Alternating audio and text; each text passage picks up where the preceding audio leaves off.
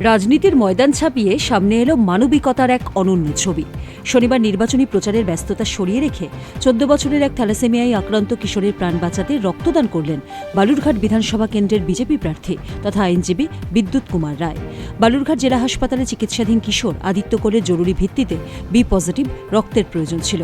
পথের দিশা স্বেচ্ছাসেবী সংস্থার ডাকে সাড়া দিয়ে প্রচার মাঝপথে থামিয়ে হাসপাতালে পৌঁছে যান বিদ্যুৎবাবু। রক্তদানের পাশাপাশি কিশোর ও তার পরিবারের পাশে দাঁড়িয়ে সাহস যোগান তিনি। সোনাক্ষী, মশলা কোথায়?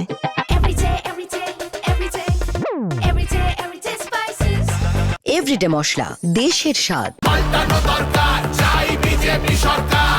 নমস্কার, আমি অনন্ত দেব অধিকারী, জলপাইগুড়ি সদর বিধানসভা কেন্দ্রের ভারতীয় জনতা পার্টির মনোনীত প্রার্থী।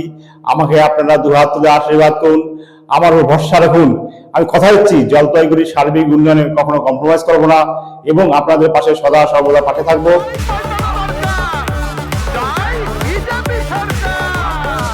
প্রার্থীর কথায় মানুষের জীবন সবকিছুর আগে, প্রচার তো পরেও করা যাবে। নির্বাচনী উত্তাপের মাঝে প্রার্থীর এই পদক্ষেপ জেলায় এক উজ্জ্বল মানবিক দৃষ্টান্ত স্থাপন করেছে। আমাদের খাপুরের আদিত্য কোল বলে একজন বাচ্চা ছেলে, অনাথ ছেলে, 14 বছর বয়স। তার মাঝে মাঝে রক্ত দিতে হয়, তার থ্যালাসেমিয়া, সেটাই দিতে এসেছি।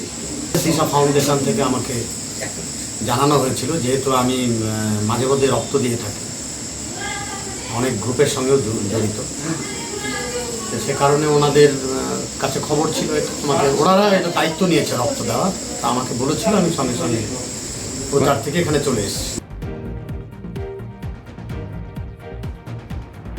বালুরঘাট থেকে পঙ্কজ মোহন্তের রিপোর্ট, উত্তরবঙ্গ সংবাদ।